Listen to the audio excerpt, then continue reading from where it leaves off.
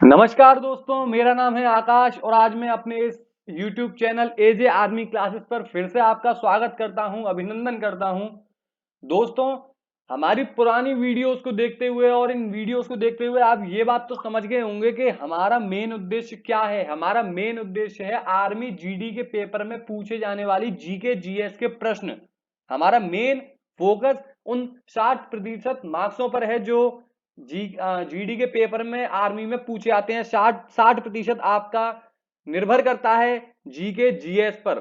तो इसलिए हमारा फोकस जीके जीएस पर रहता है। हम अक्सर यह प्रयास करते हैं कि आपके लिए नई से नए प्रश्न लेकर के आए, वो प्रश्न चुन के लेकर के आए जो अक्सर पूछे जाते हैं या जो अक्सर पेपर्स में आए हैं या आने वाले हैं या लगता है उनकी संभावनाएं हैं वो आ सकते हैं। उस प्रकार के जीके जीएस के प्रश्न हम आपके लिए ढूंढ करके लाते हैं, हमारी टीम आपके लिए ढूंढ करके लाती है।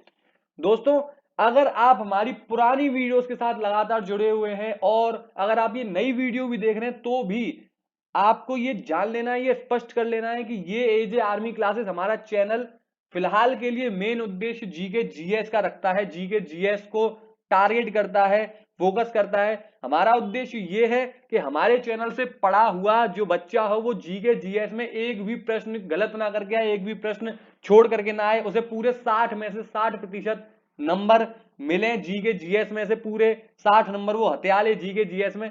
तो दोस्तों, इसी के साथ हम शुरू करते हैं। 2 लाइनें मैं कहना चाहूंगा। सामने हो मंजिल तो रास्ते न मोड़ना, जो भी मन में हो वो सपना न तोड़ना, कदम कदम पर मिलेगी मुश्किलें आपको, बस सितारे चुनने के लिए कभी जमीन मत छोड़ना। तो चलिए दोस्तों, इसी के साथ शुरू करते हैं अपनी वीडियो, बढ़ते हैं अपने पहले प्रश्न की ओर। तो पहला प्रश्न, Goa was previously ruled by, पहले गोवा किसके द्वारा शासित था या शासित किया जाता था? पुर्तगाल, फ्रांस, स्पेन, इनमें से कोई नहीं, बताइए। ऑप्शन ए इसका बिल्कुल सही है, पुर्तगाल। अगला, Indian standard time was adopted इन, भारतीय मानक समय किस साल में अपनाया गया? 1857, 1901, 1947, 1906, बताइए कब चुना गया था भारतीय मानक समय standard time, Indian standard time कब चुना गया था? तो दोस्तों, 1906 में चुना गया था इंडियन स्टैंडर्ड टाइम। अगला, the place associated with lord Gautam Buddha, स्वामी गौतम बुद्ध के जन्म के साथ जुड़ा हुआ कौन सा स्थान है? लुम्बिनी, कलिंग, कुशीनगर, इनमें से कोई नहीं, बताइए। ऑप्शन ए, बी, सी या डी? तो ऑप्शन ए लुम्बिनी, लुम्बिनी में स्वामी गौतम बुद्ध, भगवान गौतम बुद्ध का जन्म हुआ था। अगला प्रश्न, M S Aparna Popat was associated with, M S Aparna Popat खेल के साथ संबंधित हैं, किस खेल के साथ संबंधित है एम एस अपर्णा पोपट? क्रिकेट, टेनिस, बैडमिंटन, इनमें से कोई नहीं। तो इसका ऑप्शन सी बिल्कुल सही है, बैडमिंटन, मिसेस अपर्णा पोपट। अगला प्रश्न, what is the capital of West Bengal, पश्चिम बंगाल की राजधानी क्या है? A Guwahati, B Siliguri, C Kolkata, D इनमें से कोई नहीं, नन ऑफ दीज, बताइए पश्चिम बंगाल की राजधानी क्या है? तो उसकी राजधानी है कोलकाता, पश्चिम बंगाल की है कोलकाता। अगला प्रश्न, which animal is associated with the zodiac sign Pisces, वो जानवर जो राशि मीन के साथ जोड़ा जाता है? ए मछली, फिश, बी केकड़े, क्रैब, सी भेड़, शीप, डी शेर, लॉयन। बहुत ही आसान प्रश्न और बहुत ही आसान जवाब, ऑप्शन ए सभी लोग जानते हैं, मीन राशि के साथ मछली को जोड़ा जाता है, जोडियक साइन पिसिस मछली माना जाता है, फिश माना जाता है। अगला, the pin code used in postal addresses stand for, डाक पते में इस्तेमाल किया जाने वाला पिन नंबर का वास्तविक रूप क्या है? मतलब उसकी फुल फॉर्म, पिन की फुल फॉर्म वो पूछ रहा है इस प्रश्न में। प्रश्न को समझिए, पिन की फुल फॉर्म वो पूछना चाह रहा है आपसे। तो व्यक्तिगत पहचान संख्या, पोस्टल इंडेक्स नंबर्स, पोस्टल भारतीय अंक, पोस्टल पहचान, personal identification number, postal index numbers, postal Indian numeral, postal identify numeral. बताइए क्या लग रहा है आपको इसका उत्तर। तो पिन की फुल फॉर्म होती है sir postal index number. Option B इसका बिल्कुल करेक्ट है, पोस्टल इंडेक्स नंबर्स। अगला प्रश्न, the reptile with reproduce male progeny at high incubation temperature is. Reptile ऊंचे तापमान में अपने अंडे से केवल पुरुष बच्चों का प्रजनन करती है। ऐसी रेंगने वाली जीव या ऐसा रेंगने वाली चीज जो गर्म तापमान में पुरुष बच्चों को जन्म देती है, सिर्फ पुरुष बच्चों को ही वो जन्म देती है, अंडे से बाहर निकालती है। ऑप्शन ए लिजार्ड छिपकली, ऑप्शन बी टर्टल कछुआ, ऑप्शन सी स्नेक सांप, ऑप्शन डी क्रोकोडाइल मगरमच्छ। बताइए। तो सर इसका उत्तर कुछ किताबों में आपको कछुआ भी देखने को मिलेगा, बहुत सी किताबों में इसका उत्तर कछुआ लिखा है, पर इसका सही उत्तर सर अगर देखा जाए तो लिजार्ड है, छिपकली है। अगर आपको ऑप्शंस में छिपकली नहीं मिलता है तो उसमें आप कछुए को ठीक करेंगे, परंतु अगर कछुआ और छिपकली दोनों दिया जाता है तो फर्स्ट प्रेफरेंस, पहली प्रेफरेंस आप हमेशा छिपकली को देंगे, क्योंकि छिपकली वो ऐसी रेंगने वाली जीव है जो गर्म तापमान में सिर्फ पुरुष बच्चों का जन्म देती है। अगला प्रश्न, a heavy object when immersed in water feels much lighter, this is due to. भारी वस्तु को पानी में डुबोने पर वह हल्की महसूस होती है, इसका कारण क्या है। ए बायोंसी उछाल, बी एक्सेलरेशन गति, सी फ्रिक्शन घर्षण, डी ग्रेविटी गुरुत्वाकर्षण। देखिए सर ग्रेविटी और गति तो आप भूल ही जाइए, फ्रिक्शन घर्षण या बायंसी उछाल, ए या सी में से आपको बताना है। तो सर इसका उत्तर होगा बायंसी उछाल, क्योंकि जैसे ही आपने देखा भी होगा कई बार कि अगर आप किसी चीज को, किसी भारी चीज को या किसी भी चीज को अगर आप पानी में डुबोने की कोशिश करते हैं तो उसका बराबर बल, बराबर उछाल आपको पानी की तरफ से महसूस होता हुआ दिखता है। अगला प्रश्न, stainless steel is alloy of. Stainless steel का अलॉय क्या है। ए FeCu, बी CuCr, सी CuNi, डी CrNi। तो बताइए इसका उत्तर क्या लग रहा है। देखिए सर इसका उत्तर होगा उत्तर D, option D CrNi, chromium nickel. इसका उत्तर है, स्टेनलेस स्टील का अलॉय है क्रोमियम निकेल। अगला प्रश्न, एटीपी इज, एटीपी है, एटीपी की फुल फॉर्म पूछ रहा है यहां पे। अगर आपसे एटीपी है, एटीपी क्या है, एटीपी इज, फुल फॉर्म बताइए एटीपी की। तो adenine tri phosphate, adenine tri phosphate, A B adenoside, adenosine tetra phosphate, adenosine tetra phosphate, या एडेनोसिन ट्राई फॉस्फेट, या नन ऑफ दीज। फिर से एक बार बता देता हूं, adenine triphosphate, adenosine tetraphosphate, adenosine triphosphate, none of these. बताइए एटीपी की फुल फॉर्म पूछ रहा है सर ये आपसे, एटीपी की फुल फॉर्म क्या है। तो सर एटीपी, एटीपी की फुल फॉर्म है एडिनोसिन ट्राइफॉस्फेट। ध्यान दीजिए, एडिनोसिन ट्राइफॉस्फेट। मिलते जुलते आपको दिख रहे हैं, ये एडिनाइन है, एडिनाइन ट्राइफॉस्फेट, और ये है एडिनोसिन ट्राई टेट्राफॉस्फेट। तो एडिनोसाइन टेट्राफॉस्फेट इसका सही है, एडिनाइन ट्राइफॉस्फेट इसका गलत है, एडिनोसाइन टेट्राफॉस्फेट इसका सही है। अगला प्रश्न, eczema is the disease of the. Eczema किससे संबंधित बीमारी है। ए हर्ट, बी त्वचा, स्किन, सी लिवर जिगर, डी नन ऑफ दीज। इनमें से कोई भी नहीं। बताइए। तो मैं बता देता हूं सर इसका उत्तर है त्वचा, स्किन। अगला प्रश्न, लार्ज स्केल डिफोरेस्टेशन कॉजेज, बड़े पैमाने पर वनों की कटाई के कारण क्या समस्या है। उससे बड़े पैमाने पर हम जंगलों को काट रहे हैं, पेड़ों को काट रहे हैं, जंगलों को साफ कर रहे हैं, वहां घरों को बनाते जा रहे हैं, जानवरों को खत्म कर रहे हैं, वनस्पतियों को खत्म कर रहे हैं, उसके कारण क्या दिक्कतें हैं। ए मिट्टी का कटाव, सॉइल इरोजन, बी बारिश गिरावट रेनफॉल, बारिश में कमी आती है, सी सूखा drought, D global warming. Global warming अगर इसमें एक और ऑप्शन सर होता, अगर जोड़ दिया जाता कि ऑल ऑफ दीज, ये सभी, तो आपको ये सभी करने होते, क्योंकि वनों की कटाई के कारण सॉइल इरोजन भी होता है, लेस रेनफॉल भी होता है, कमी होती है, बारिश में गिरावट आती है, ड्रॉट भी होता है, सूखा भी होता है, ग्लोबल वार्मिंग भी होती है, ग्लोबल वार्मिंग भी देखने को मिलती है।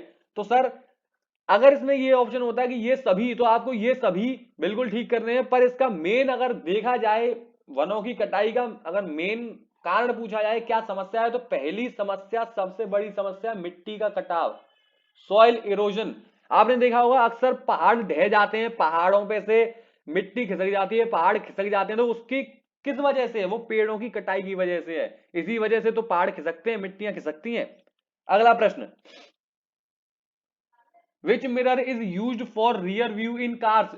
जो दर्पण कारों में पीछे देखने के लिए प्रयोग किया जाता है उसे क्या कहते हैं, वह क्या कहलाता है? ए उत्तल कॉन्वेक्स, बी अवतल कॉनकेव, सी अमतल प्लेन, डी अवतल और समतल कॉनकेव एंड प्लेन। क्या लग रहा है सर, क्या होगा इसका उत्तर? तो इसका उत्तर है ऑप्शन ए,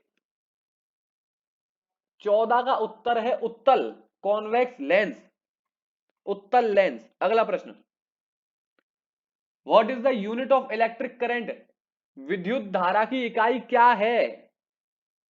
बताइए क्या है विद्युत धारा की इकाई? जूल, वॉट, एम्पियर, ओम। तो सर विद्युत धारा इलेक्ट्रिक करंट इसकी होती है ऑप्शन सी, एम्पियर। अगला प्रश्न,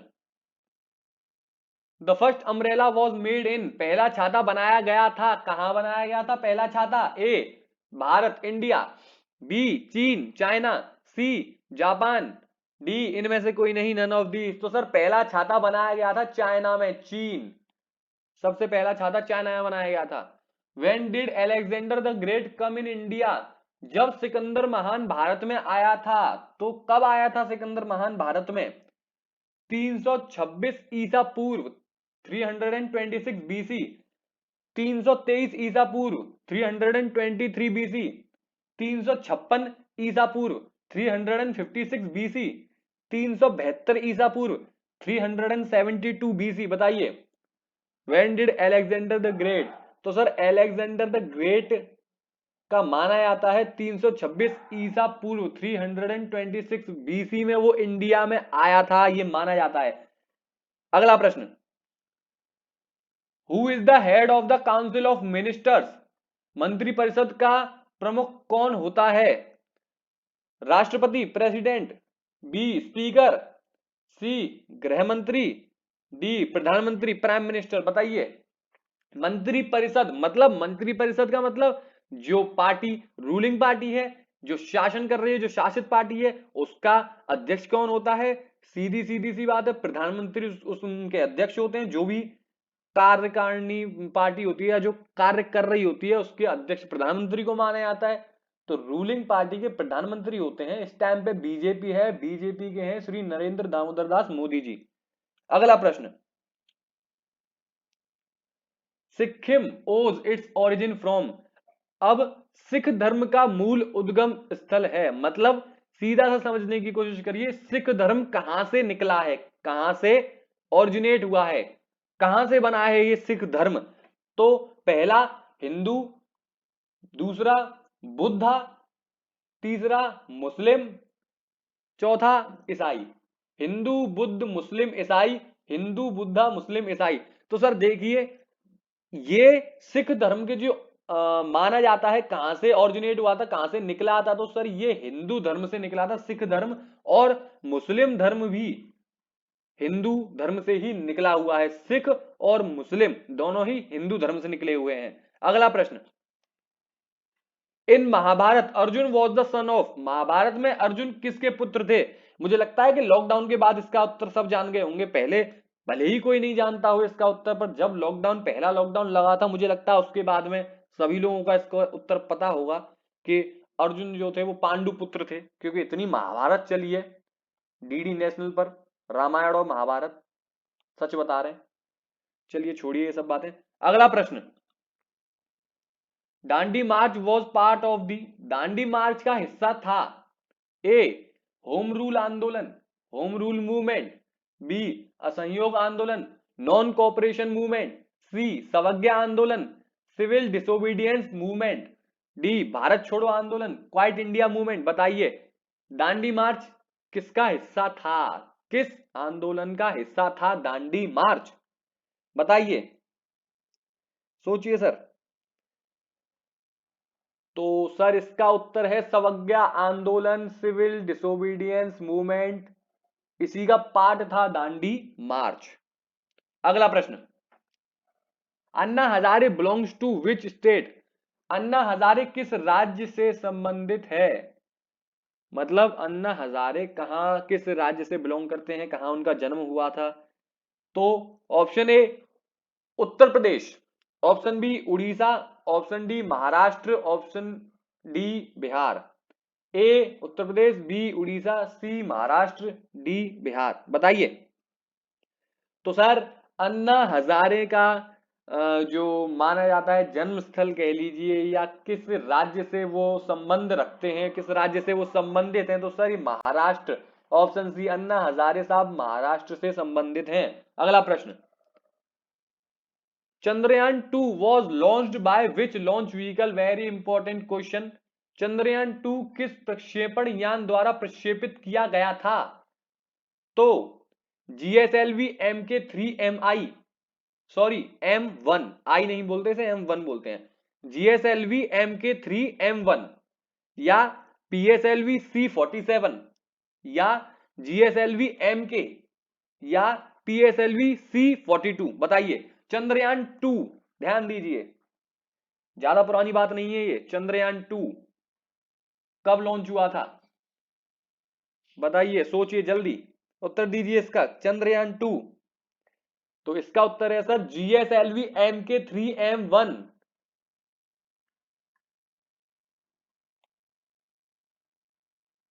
GSLV MK3M1 ये इसका उत्तर है।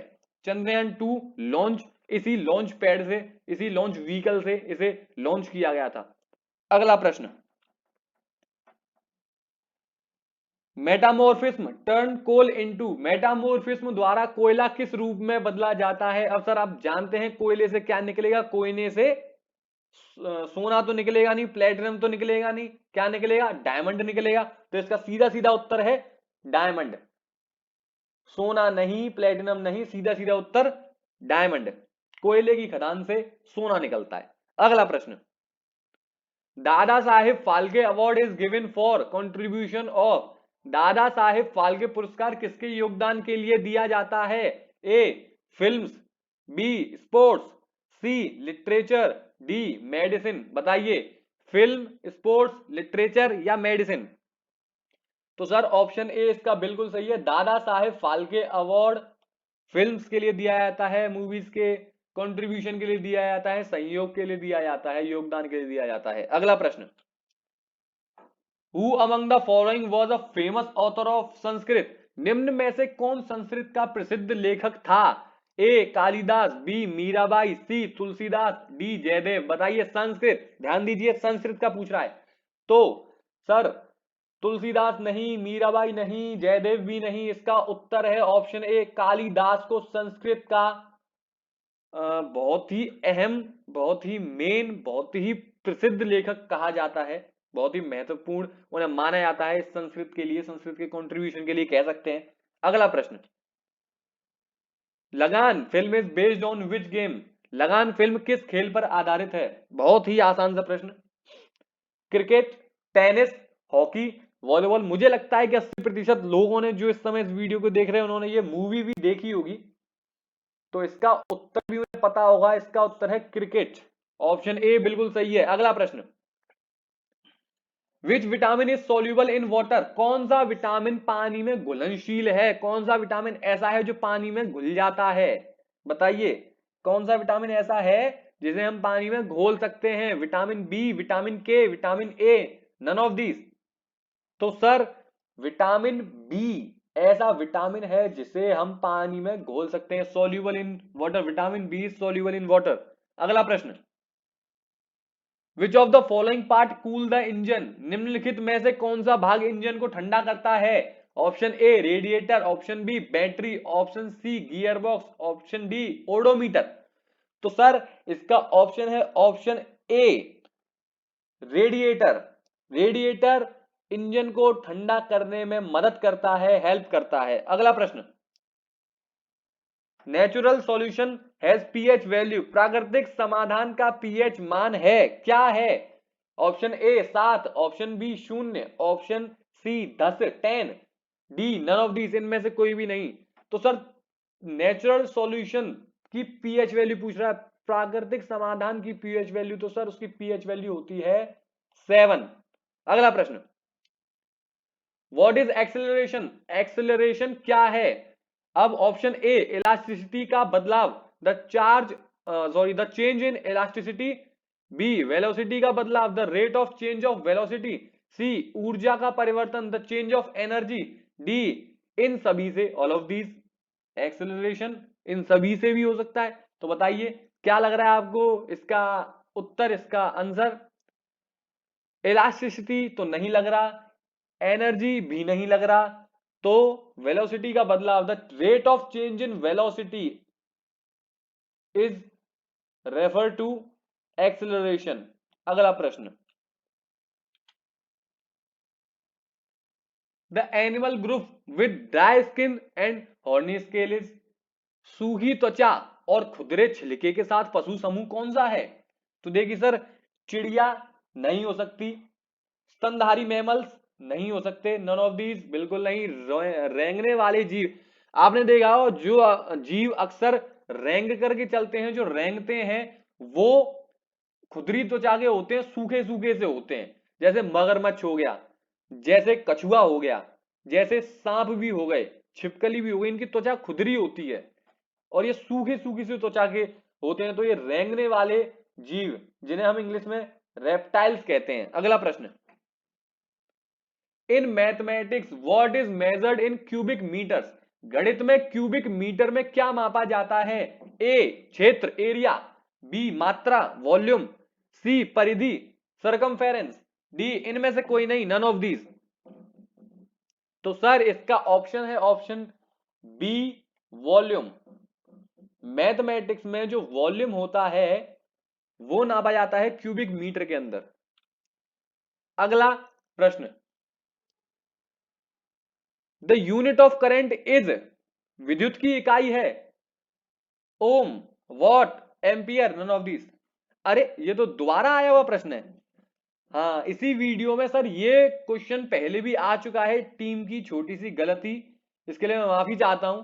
ये प्रश्न इसी वीडियो में पहले भी पूछा है हमने आपसे, विद्युत की इकाई, द यूनिट ऑफ करंट, तो सर आपको पता ही होगा एम्पियर। ये पहले भी प्रश्न पूछा गया था, टीम की छोटी सी गलती, जिसके लिए मैं आपसे माफी मांगता हूं। अगला प्रश्न, ए transistor is a, A transistor है, ट्रांजिस्टर क्या होता है? क्या वो एक चिप है, क्या वो एक वाल्व है, क्या वो एक सेमीकंडक्टर है, क्या वो एक एंटीना है? तो सर ध्यान दीजिए, ट्रांजिस्टर, ट्रांजिस्टर है सेमीकंडक्टर, ट्रांजिस्टर है सेमीकंडक्टर। तो दोस्तों ये थे आज के वो 35 प्रश्न जो हम आपके लिए चुन करके लाए थे, इकट्ठा करके लेके आए थे जीके जीएस के लिए। मैं फिर से आपसे यही कहूंगा कि दोस्तों एजे आर्मी क्लासेस हमारे चैनल मेन फोकस करता है जीके और जीएस पर, 60% नंबरों पर, 60% मार्क्स पर, जिससे आप अपना लगभग लगभग सिलेक्शन कंफर्म करते हैं, कंफर्म कर सकते हैं। तो अगर आप हमारे इस चैनल के साथ लगातार जुड़े रहेंगे, अगर आपके पास टाइम है तो आप लगातार जुड़े रहिए। रोज हमारी एक वीडियो आती है 8:15 पर, रोज उस वीडियो को देखिए और याद कीजिए। मैं दावा करता हूं साथ के साथ आपको ये सारे के सारे प्रश्न याद होंगे और आपको किसी भी तरह की कोई दिक्कत नहीं आएगी। और सर बीच बीच में कभी कभी पढ़ने में मेरी जुबान फिसलती है या मैं कभी कभी हल्का सा अटक जाता हूं, तो इसके लिए मैं आपसे माफी चाहूंगा, क्योंकि लगातार एक ही काम को करते रहना और ये बचपन से मेरी थोड़ी सी कमी है, जिसके लिए मैं आपसे माफी मांगना चाहूंगा। अगर आपको हमारी ये वीडियो अच्छी लगी तो लगातार जुड़े रहिए और बने रहिए हमारे चैनल एजे आर्मी क्लासेस के साथ। जीके जीएस आर्मी जीडी की लगातार वीडियो आपको हमारे इस चैनल पर उपलब्ध कराई जाएंगी, आप लगातार तैयारी कर सकते हैं। जुड़े रहिए, बने रहिए। आप खुश रहें, मंगल में रहें, कोरोना वायरस से बचे रहें, मेहनत करते रहें, आपके सभी सपने पूरे हों। धन्यवाद।